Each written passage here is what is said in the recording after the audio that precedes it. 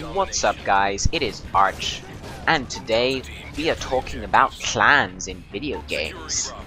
So, I did the last video about having fun, and I realized that, clans can be a bit of a shady, weird, elitist kind of topic if you're not up and up on your stuff and you haven't been kind of researching into them. So, this video will hopefully clarify a few things and kind of tell you what clans are mostly about and why you'd want to join one. So, first of all, there's kind of three main kinds of clans, though all of them have some of the aspects of the others. So there's your clans, first of all, that focus on very high skill. These will be the clans that are in COD 4 and CS that play to an incredible skill level, and they're often in big competitions like ESL. I don't know. I can't think of any others off the top of my head. Cow, that kind of thing. And often there's, perfect examples of that are like pro gaming clans, like the ones you have on COD 4 Pro Mod, like the ones you have in CS, who'll be competing for loads of money.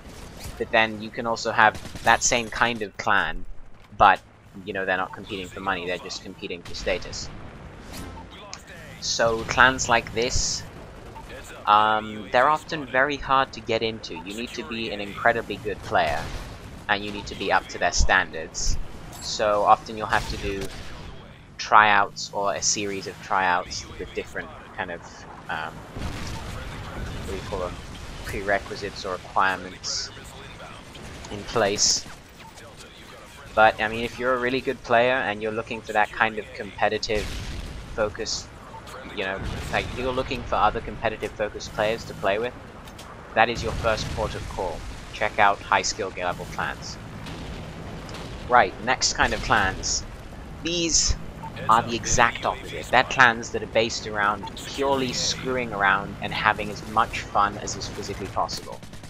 So, these are those kinds of people that you'll see in a game where they're all running around with like riot shields and throwing knives, just trolling you all game long.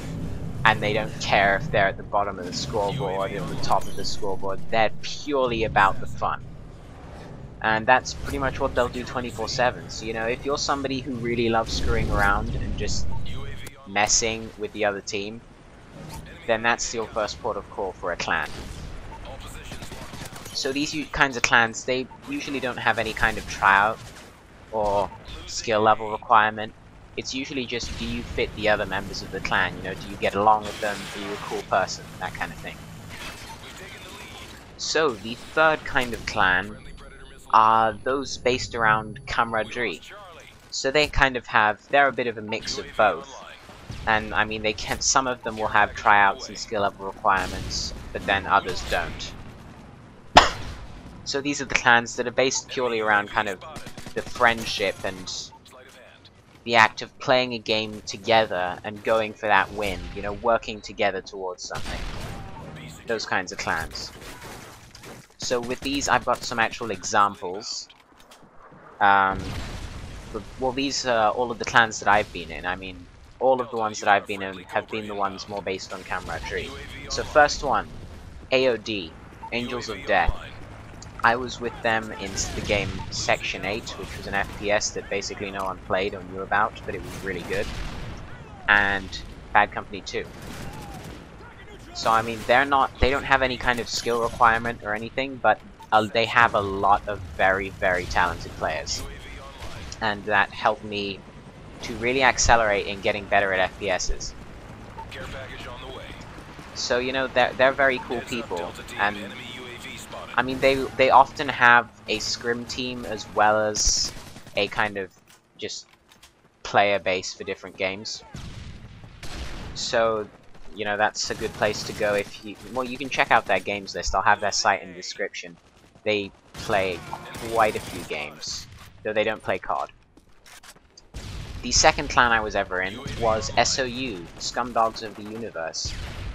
This clan is also a camaraderie-based clan, but they have they actually have a skill requirement. So, to get into SOU, at the moment, I think you have to be invited in, I mean, they go through periods where they have too many players, so then you have to be invited in by one of the admins, invited to take a tryout, but at other times you can just put in an application and they'll look over that and watch you in game, and then if they think you're good enough and you're the right kind of person for them, then they'll give you a tryout.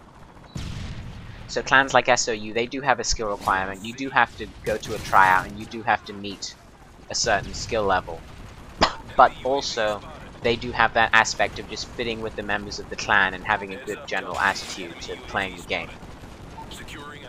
And then finally, right now, the clan I'm in is Impact, which is a clan that I made with my friends in real life, though we have one member who is not a friend in real life.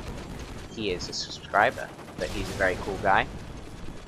So we are also one of these camaraderie-based clans. We don't have any kind of skill requirement or anything. Did you see that guy flying past? That's ridiculous. What happened to him? But yeah, we don't have any kind of skill requirement. We're just based on having fun, working together, and just generally, you know, having a good time while playing video games. So, like, we don't have any kind of tryout or anything like that, but, you know, it's always nice to have good players, but you don't have to be. And I will talk a bit about that later. So, nice things about being in a clan. This is the why would you want to be in a clan section. Why don't I just play by myself, or play only with my friends in real life? So often clan members will come outside of your circle of friends in real life. They might be people overseas even, in a different time zone. So this is nice because it means that pretty much any hour of the day that you want to play a video game, you'll usually have someone to play with. So it's nice for those times where normally, you know, if you're just playing with your friends, or you don't play with anyone else, you know, you'd have to play by yourself. You might end up getting raped by the enemy team because they're stacked and you just can't do anything. So it's nice to always have people there to play with. And that's the good thing about having a large player base. And I mean, the larger the clan is, the more people you'll have to play with at all hours of the day, so. Also, often, if you're just the fact that clans usually have voice chat and they're talking to each other while playing, that makes an incredible difference in terms of actual tactical play. So you have a huge advantage over the enemy team. If there's like 4 of you in there and you're communicating while playing, you have an incredible advantage. Did you see that double headshot? That was pretty nice. You have a huge advantage over the enemy team. I mean, they're running around, they're all acting as independent units. You are running around, acting as a coordinated unit. One of you goes down, he goes, alright, there's a guy by this house, he's got a sniper rifle. So then the next person knows, alright, don't take the big long lines of sight, go through the back alleys, and they get them.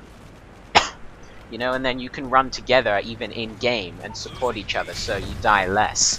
And you always have somebody to back you up if you can't take a shot.